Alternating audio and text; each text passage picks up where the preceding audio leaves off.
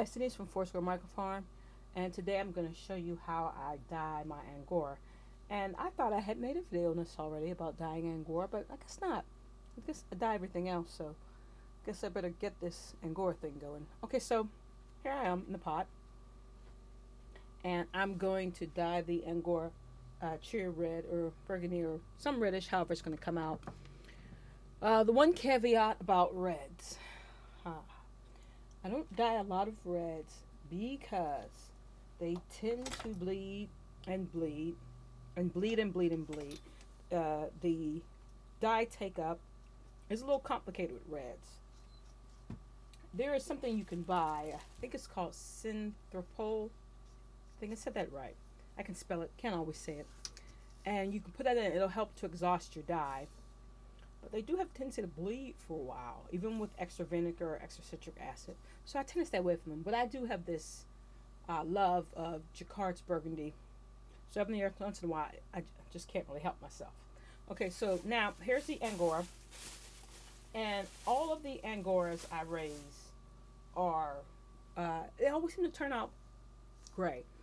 The blacks, the blues, the chin, the goodies, the opal, the chestnut, all of their fiber eventually is some shade of gray. So all my fiber a lot of times is gray. I don't usually raise white Angoras. And so basically this is what I have here. And I don't over dye a lot. I just tend to blend the Angora with other stuff, which is probably why it never occurred to me that I never made an Angora video. Okay, so this is a black Angora. And I believe that this is black English Angora. Some black English Angora here.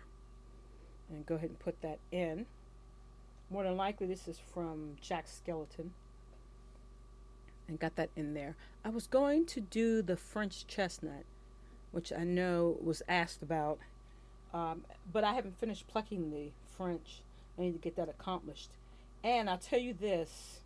My chestnuts don't have a great deal of rufous in them anyway, and they will be at the end of the cycle when I pluck them, so there's not really going to be much difference between the black and the chestnut. The only reason I know this is black and not chestnut is that there aren't any rings. Okay, so it works out to about the same. Okay, so here we go. Now let me tell you what you're supposed to do. What you're supposed to do versus what I do.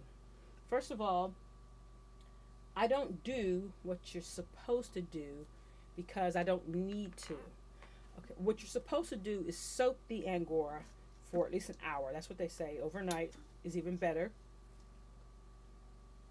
And the thing about Angora is it's hydrophobic, which means that it does not absorb water. The water tends to shed off of the fiber. So if you just plunk this down into liquid, what you're going to get is the water beating off the outside, the Angora floating, and the water never penetrating towards the inside. So the outside might dye a little bit, but you'll have this whole patch on the inside that doesn't dye. Okay, here we go. I'm going for a round 2 without dog assistance. Okay, so anyway, if I had an electron magnascope, and there's actually a website, I posted in the Angora Bunny Spinners group. I need to find that website for you and post it. But on the Angora fibers, if you could see a picture of the fiber, you would see that the scales on the fiber they're slightly closed. Well, they're mostly closed. And they're further apart from the scales that would be on sheep. So, and also the fiber is slicker. It's got less scales, they're more closed, and they're further apart. So that means that there's less places for the dye to uptake, so that you don't get the same color or dye uptake from Angora as you would certain wools. So that's something to keep in mind too. So what you're supposed to do in order to ensure the maximum amount of take up possible is to pour the water in first. Okay, sorry about that. Thanks to some dog. Okay, so anyway, what I was saying was, when I left off, is that some people soak the Angora overnight, and thanks to my dogs it did soak overnight, but normally I don't do that because it provides a whole host of other effects when you don't. So at any rate, so now here it is. It's all in there, all nice and wet. Now, I add the usual appropriate amount of dye and the usual appropriate amount of vinegar. I don't measure it. It's just a pretty good idea from doing it after a while and knowing the volume of the pot and all that.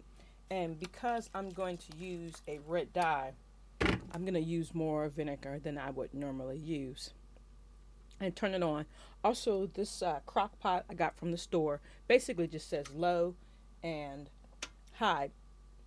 And I can't seem to find my thermometer probe. So I'm not really sure what temperature it's cooking at, but I can tell you that it doesn't boil.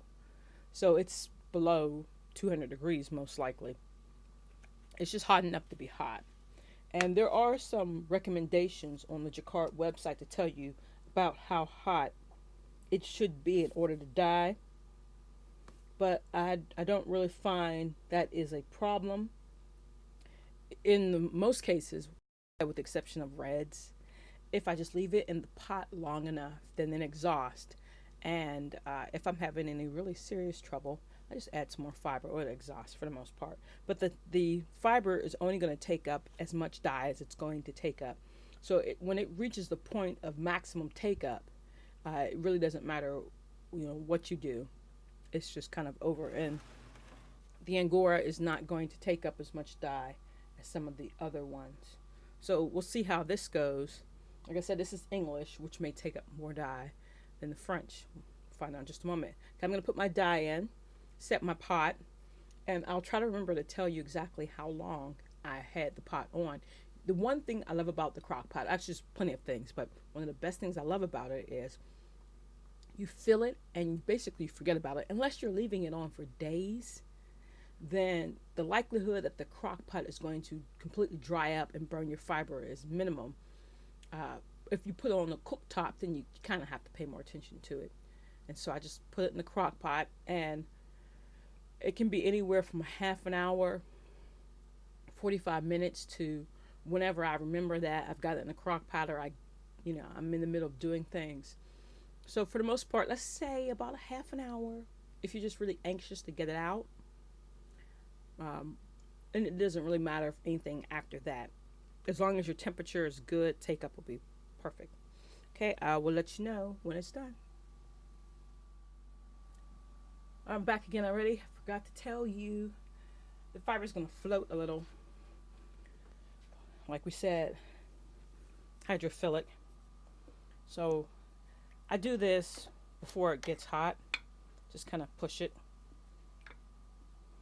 And if I had put more water on the top and soaked that down, this wouldn't happen quite like this, but it was only a little bit of water. Okay. And as you can see, not only is it floating, but you see it kind of bubbling. And so, like I said, that's because the water does not penetrate into the inner layer. So you could fluff this if you want, tease it out to really try to get into it. I'm not going to do that. But that will help you get a more thorough color. After this, you really do not want to stir the pot when it gets warm. I haven't had a problem yet, but of course, in general, I raise French Angora. The thickness of guard hairs and all that kind of stuff determines how well it felts, and the abundance of guard hairs. So I really haven't had a problem, but I would not want you to test that theory and you turn up on the wrong side of it. So once you've got this going, don't disrupt this pot. Okay? I would not suggest it.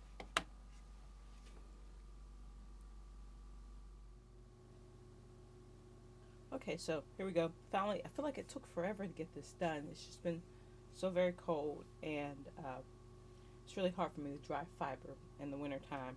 So here is the Angora on the right and the Tasmanian comeback on the left. And the Tasmanian comeback, if you remember, was a very light oatmeal color. And the Angora, of course, you saw at the beginning with the little bit of gray and kind of off white and a little bit of bright white. And you can pretty much see how over dyeing with the black, if you look, you can see the black in there too. That's what makes it darker. Over dyeing with that black really gives it a really nice rich color. Now as I pull this apart, remember I told you that the Angora is hydrophobic, and so it does not allow water to penetrate as well. And so in the layers where I did not separate, the color of course did not fully penetrate. So as I began to card this and tease this out, that very dark color, see there's a big white splotch right there, that very dark color will begin to lighten because most of the pigment is on the outside. See how you're starting to see it lighten as I card through it.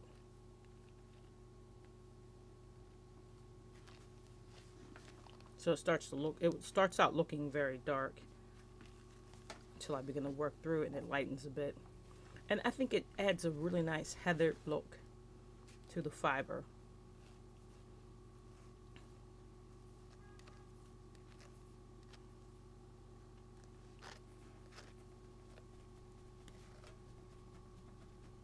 Either way, it turns out really beautiful. And I don't raise white Angoras. I tend to like the natural colors a lot. This one's still wet, so you can see the difference in the colors from the wet and the dry. But I don't tend to, I don't really like the dyeing Angora as much. I really like the natural colors that it comes in. And so when I do dye, I'm always over dyeing. And the majority of my animals are black or a fiber that will come out gray. The chestnuts, opals, blues, blacks, and they're all basically a shade of gray. And so when I do dye, it's a lot of over dyeing, and I really like the colors it produces. Okay, so that's the end of that. The plan is to cart these guys up along with a little bit more of the Tasmanian comeback, make myself a pair of mittens. Hopefully I get to that before winter is over. Okay, well, thank you for watching the video. I hope you all are staying nice and cozy if you're in the northern hemisphere up here with me. If you're not a subscriber, please subscribe. I'd appreciate that. Click like, and if you have any comments or any suggestions, go ahead and put those down in the comments section. I'd be more than happy to answer any questions. Okay, take care.